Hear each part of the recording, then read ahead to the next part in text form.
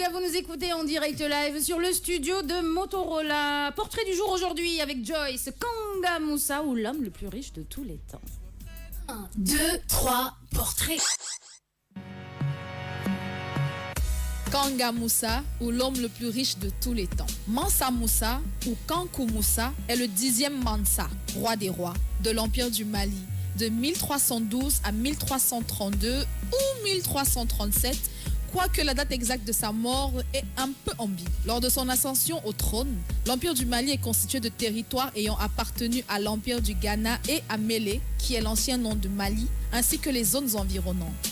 Moussa porte de nombreux titres, émir de Mélé, seigneur de mine de Wangara ou conquérant de Ganata, de Fouta Djalo et d'au moins une douzaine d'autres régions. Il porte l'Empire du Mali à son apogée, du Fouta Djallon à Agadez et sur les terres de l'ancien Empire du Ghana. Il établit des relations diplomatiques suivies avec le Portugal, le Maroc, la Tunisie et l'Égypte. Son règne correspond à l'âge d'or de l'Empire malien. Il est considéré comme l'un des hommes les plus riches de l'histoire, voire le plus riche même. Sa fortune étant estimée à l'équivalent de 400 milliards de dollars ou 370 milliards d'euros actuels. Kanga Moussa signifie Moussa, fils de Kankou Hamidou, en référence à sa mère. Les Mandingues étaient à cette époque une société matriarcale. D'autres variantes de ce nom sont Kankou Moussa et Kankan Moussa. Il est la plupart du temps désigné sous le nom de Mansa Moussa dans les textes historiques européens et dans la littérature. D'autres variantes de son nom telles que Malikoy Kankan Moussa, Gonga Moussa et le lion du Mali existent. Encore un Africain qui veut seulement nous wanda avec sa fortune. Découvrons. Kanga Moussa, ah, ça c'est le mandingue ça. Oui, ça oui, c'est oui. chez moi ça un petit peu. Hein? Kanga Moussa, Kankou Moussa, Mansa Moussa, tout ça, ce sont les noms de cet homme qui est considéré aujourd'hui comme étant l'homme le plus riche de tous les temps. Et je tiens à préciser que quand on parle de sa fortune et qui est évaluée à 370 milliards d'euros actuels, c'était à l'époque de sa mort. Pas maintenant. Pas On maintenant. parle de l'homme le plus riche à l'époque. Non, même maintenant. Jusqu'à présent. Jusqu'à présent, c'était sa fortune pendant cette période-là. Donc, s'il fallait multiplier à ce moment, c'est l'homme le plus riche de tous les temps jusqu'à présent. Donc, sa descendance est jusqu'à présent à l'aise. C'était l'homme le plus riche de tous les temps. ouais. Il n'a pas encore eu son équivalent jusqu'en 2017 où on parle là. Donc, en fait, Kanga Moussa, c'était le petit-fils du frère de Soundiata Keita. Ah, d'accord. Voilà. Ok. Et voilà, donc son grand-père, qui était le frère de Soundiata Keita, n'a pas voulu monter au trône. Son père, lui aussi, n'avait rien à faire avec les affaires du Mali. Donc, du coup, il a mis, après son pèlerinage, parce qu'à l'époque, il était censé que quand un papa va à la Mecque, il décide déjà de qui sera son successeur. Et donc, il a décidé que ce sera Kanga Moussa. Bon, on va parler de Kanga Moussa, surtout par rapport à sa fortune. D'accord. Pèlerinage à la Mecque, c'est à cette époque-là qu'on T'aimes trop l'argent, Joyce. Ah, ouais. Continue. On n'a pas. Il est entré dans l'histoire à partir de son pèlerinage à la Mecque. Pourquoi? Parce qu'en Afrique du Nord, jusque dans le Proche-Orient, il est parti en Arabie Saoudite en 1324. Wow. Et il a son château, comment on dit, sa cour, son château constituait 60 000 hommes, Wow. 12 000 serviteurs et esclaves, 5 000 héros qui portaient ses sacs. Wow. Et il s'occupait des animaux, il avait des dromadaires, il avait des chevaux, il avait. Et toutes les personnes étaient nourries. Personnes et animaux, ils étaient nourris et logés. Maintenant, de partant du Mali jusqu'au lieu de pèlerinage, c'est-à-dire jusqu'à la Mecque, il avait sur chaque chevaux 300 000 livres d'or en poudre. En poudre? Il en avait 80. 300 000 livres d'or en poudre. Et ce qui a fait il a fait le buzz, pourquoi? Parce que du Mali jusqu'en Arabie, jusqu'à la Mecque, son passage, il versait l'or en poudre. C'est ça qu'il faisait, c'était sa traînée. Donc c'était comme ça qu'il délimitait sa route. On verse l'or. Il avance, oui ma chérie. Ni olof Kanga Moussa bu doon dem Màkka yoonam da doon or bi pëndëxub or bi la doon wis ci suuf eggali. Voilà. C'est-à-dire du Mali jusqu'à la Mecque. Toute sa trajectoire, c'était une traînée d'or. Man de ci gannaaw lay nekk bu wisee rek ma tànkaat dugalaat. Il y a les personnes et les personnalités. Derrière la sénégalaise Bintou nee nañ Michael Jackson seen kayam am na tuuti or damay dem di ko raay-raaylu di xoosaale. Donc je disais tout de l'or en poudre sur toute sa trajectoire et chaque vendredi Dans les localités où il arrivait chaque vendredi, il faisait construire une mosquée. Parce que le monsieur ne voulait pas prier dans les mosquées qui existaient déjà. Donc il faisait construire une nouvelle mosquée tous les vendredis. Donc la localité dans laquelle il arrive un vendredi, il fait construire une nouvelle mosquée pendant tout son trajet.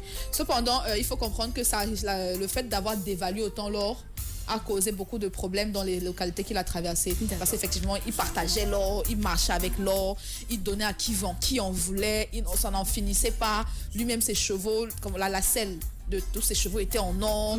Donc même quand les gars dormaient la nuit, les gens venaient voler les lacelles, il remettait seulement les lacelles. Il n'avait pas de problème avec l'or, le cuivre, les richesses d'antan. Toutes les richesses d'antan. Donc toutes les localités dans lesquelles il est passé, ça a dévalué l'or, les métaux précieux. Donc du coup, même le prix de la nourriture a évolué, le prix de l'or a descendu parce que tout le monde en avait finalement.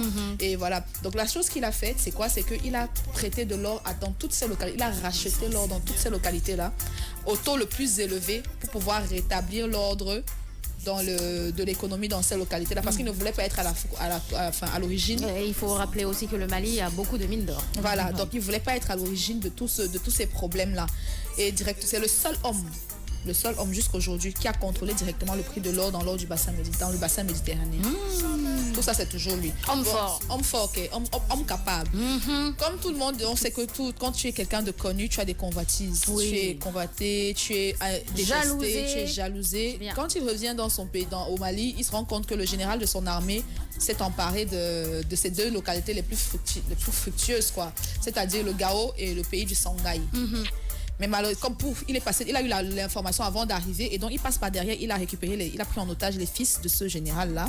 Et donc quand il revient, au lieu de les faire tuer, pour lui donner une leçon, il les élève dans sa cour royale. D'accord. Et ce sont ces jeunes fils-là qui finalement assurent sa sécurité et qui par la suite donnent des leçons à leur père directement, tu vois un peu. Donc comme quoi, il n'a pas fait œil pour œil, dent pour dent, au contraire.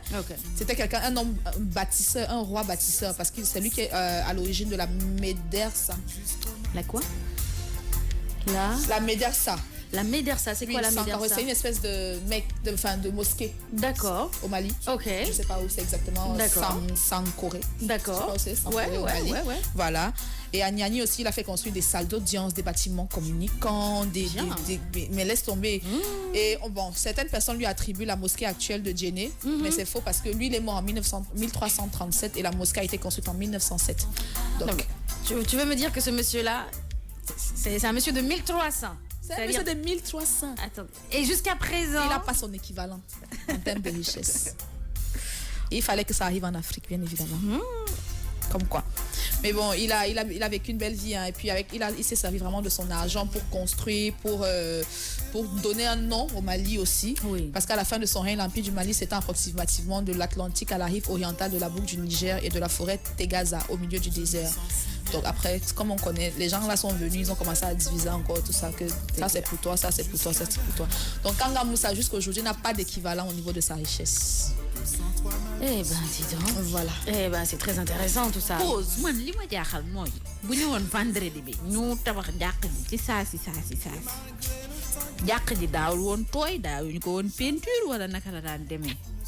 Non, mais il avait 60 000 hommes à lui, 20 000 hommes d'esclaves, 15 000 machins. Il ne manquait pas d'hommes pour construire les mosquées. Et puis à l'époque, est-ce qu'on avait besoin de peinture? Est-ce qu'on connaissait ça à l'époque? Ouais, c'est vrai, il n'y avait pas la peinture à l'époque. Mais je tiens à préciser aussi qu'il a construit la Mandersa là, à Sankaré, Sanka ou je sais plus quoi là. C'était uniquement d'or et de cuivre. Et d'argent. Non, on a tout pillé. Les fenêtres, les portes étaient en or, les fenêtres étaient en argent, il y avait du cuivre, il y avait à l'heure d'aujourd'hui, il reste l'espace, le terrain. Mais pas de ñun Mali lañ jógee de buñ seetaatee tout suñu arbre généalogique. Touré Mandeng Mori. Ah, toi c'est Touré, hein, Touré Mandeng Mori. Peut-être que dinañ ci gis suñu benn descendant bu xaw a denc dara. Peut-être que mën na nekk on ne sait jamais. On ne sait jamais. Donc voilà, c'est le portrait du jour. En tout cas, il y a beaucoup de gens qui parlent de lui sur le Facebook de King FM. Alors, on va commencer par qui? Djibinda qui dit on a étudié son histoire à l'époque et on a l'habitude de dire Kanka Moussa. Napi Kanam qui dit c'est mon oncle. Hein. Napi, un peu de quand même. Ongle Anna qui dit hi Napi Kanam, namna le trop, ok d'accord. Qui dit l'argent, ouais. Kumba Aminata qui dit sa fortune, elle est passée où? le Mali en aurait bien besoin. Waouh, surtout. Ok. D'accord. Et Ongla qui dit Kumba, c'est parti dans l'espace. Tons Merengue qui dit Joyce, ça me rappelle les années de l'école avant, avec l'histoire géo. D'accord. Alors, Ongla qui revient, qui dit Napik, tu as dit que c'est ton oncle, non? Il a mis l'argent où là? Ok, d'accord. Qui d'autre? Jibinja qui dit mais Fatim, est-ce que c'est sa propre richesse ou celle de son peuple? Et je le trouve pas humble du fait de ne pas vouloir prier dans des mosquées trouvées sur place. Réponse, Joyce? Bah écoute, je crois que il faut plus voir la chose sur le plan construction. C'est-à-dire, il leur offre quand même une mosquée. Après, il s'en va, hein, c'est une journée. On fait construire une mosquée dans votre village, dans votre localité. Donc, c'était même pas le village, c'était juste une petite localité.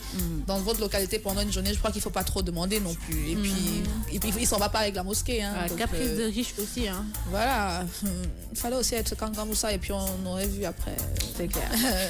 Paris Style qui dit j'espère qu'il existe un musée d'or. Comment faire pour visiter? Musée d'or, tu dis Afrique. En tout cas, tout le monde demande où est sa richesse, les traces. Bah oui, c'est vrai. Où sont ses héritiers? Après, on parle quand même de 1330, des années 1300. Donc, les années 1300, hein, c'est loin. C'est loin, hein, c'est loin. très loin. Entre-temps, vraiment. Avec tout ce qui s'est passé, colonisation, décolonisation, recolonisation, concolonisation, c'est clair que la fortune a dû... Et puis, c'est pas parce que lui, il a fait bon usage de sa fortune que forcément sa descendance en aurait fait pareil. Il y a tellement de paramètres qui rentrent en jeu, donc... Vous savez, les Maliens, bon, forcément, il y a des Maliens pauvres, il y a des Maliens ultra riches. Les Maliens sont... Surtout, les Maliens, quand ils ont de l'argent, ils ont vachement d'argent. Ils ont beaucoup d'argent. Quand je dis beaucoup d'argent, c'est... Parce qu'à la base, c'est des commerçants. Oui. OK? C'est pas... Il n'y a pas beaucoup d'ingénieurs. En fait, ils sont tellement commerçants. Jusqu'à présent, ils sont tellement commerçants dans leur tête pour construire petit à petit le Mali, ils utilisent beaucoup de Sénégalais, beaucoup d'agences sénégalaises, d'entreprises sénégalaises pour pouvoir construire des routes, etc., etc. Par exemple, bon, je suis allée à Bamako, mon dernier séjour à Bamako, ça date de l'année dernière, et justement, mon grand frère, bon, là je vais rentrer dans les détails et dans le private. Mon grand frère travaillait l'année dernière pour Eiffage Sénégal. Et Eiffage Sénégal avait remporté le marché pour pouvoir restaurer le palais présidentiel malien. Donc, du coup, quand je suis partie à Bamako et tout ça, c'était vers les finitions. Donc, moi, j'ai eu la chance de visiter le palais présidentiel du président du Mali. Superbe, hein. J'ai des photos, mais je n'ai pas le droit de diffuser les photos. Et c'était impressionnant. Tout était de marbre, avec que du marbre. Le président malien, il a dit, non, il faut aller en Espagne, il faut aller, je veux que du marbre dans mon palais. Pour vous dire que les Maliens, quand ils sont riches, ils sont extrêmement riches. Alors là, mais malheureusement, ils sont de grands commerçants. Il n'y a pas beaucoup de Maliens qui pensent à dire, ok, d'accord, je vais faire des études, d'ingénierie, orthopédique, c'est pourquoi quand vous allez à Bamako, Bamako ressemble à Thiès. Oui, ça c'est vrai. Bamako, je suis arrivée à Bamako, je dis mais ça me fait penser à Thiès, mais énormément. La capitale, Bamako, est totalement différente de Dakar. Dakar est plus moderne, oui, mais vraiment. Bamako, c'est Thiès. Bamako, c'est Thiès. Je suis arrivée, j'ai dit mais ça me rappelle trop Thiès. Pour vous dire. Ils ont l'argent, mais ils ont une culture différente de la nôtre. Voilà, c'est vraiment des commerçants. Parfois même, mon grand frère me disait, quand tu dis à un Malien, oui, ce serait bien de faire ceci, cela, comme ci, comme ça. Lui, non. Lui, il est buté, il est têtu. Lui, il pense comme si. Son commerce et tout ça. Quand tu veux innover, il a du mal à rentrer dans l'innovation. Le Mali... Même le Radisson au Mali est tout petit. Tout petit. Vraiment. C'est fou ça. C'est fou, ils sont toujours... Je sais pas, c'est dû à quoi, je ne sais pas. C'est culturel, ça doit être culturel. Effectivement, ça doit être culturel. Parce que avec autant de richesses, autant d'or, parce qu'il y a beaucoup d'or au Mali. Il y en a beaucoup. Oui, il y a beaucoup d'or. Autant d'or, et je crois qu'ils sont pas très très nombreux non plus. Je sais pas combien de millions ils sont les Maliens, mais en tout cas le Mali est très grand. Le Mali, est plus grand que le Sénégal. C'est très vaste. C'est pourquoi ils ont du mal même à Sénégal. Mali moo ëpp Sénégal foofu. Te Mali ak Thiès ñoo nduro. Bamako. Bamako. Bamako. Ok. Donc, quand je dis Nyonyuro, c'est-à-dire que sur le plan visuel, paysage, Ok. quand tu arrives à Bamako, tu as l'impression que tu es à Thiès. D'accord. Les arbres, voilà, routes. tout est. Les routes, c'est un gros Les rues. village. Ok. C'est un gros village. Et Tu as même, il y a même un quartier, ils appellent Wolof-Odougou, c'est-à-dire c'est le quartier des Wolofs, dans le quartier sénégalais. C'est cool. Donc voilà, il y a beaucoup de Sénégalais à Bamako. Bamako, quand il y a un sabar, les Maliens aiment le sabar. Tout le monde se prépare, tout le monde est là, nana, met de beaux habits. Il y a sabar chez les Sénégalais. Il faut qu'on aille voir ça. Ils adorent, ils kiffent. 9h23 dans la matinale. Merci beaucoup, parce que là, on est en train de prendre l'heure là. Merci beaucoup, Joyce, pour le portrait du jour. Kanga Moussa. On continue en musique et puis on revient avec Journée mondiale. Aujourd'hui, c'est Journée mondiale De la biodiversité, De la- Journée mondiale de la maladie d'Alzheimer. Alzheimer. D'accord, ok. On continue en musique.